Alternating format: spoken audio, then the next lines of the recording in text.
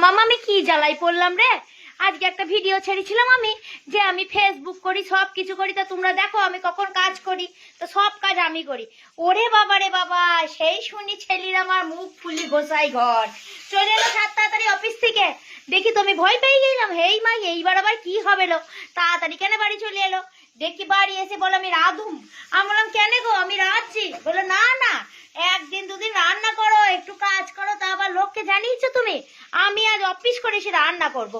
তো এরকম আমার ভাজা ডিমকে তুলে বড় নাম নিচ্ছে। আর যত আমার উপর রাগ ছিল, সেই পেঁয়াজ আর টমেটো কুচি কুচি রাগ মিটালো গো। আমায় কিছু বলতে পারছে না। এত মশলা কিন্তু আমি করে দিয়েছি, সব কিন্তু ও করেনি। কিন্তু এই দেখো, কিচ্ছু বলার উপায় নাই গো। তা যাই হোক, যা করছে করুক, আখেরে দাম আমারই হলো। তা কথাগুলো শুনে আমার মুখে মিটি মিটি আবার হাসিও আসছে। ও দেখো আমার মুখে ছুরি মারবো বলছে। দেখেছো কি কপাল আমার।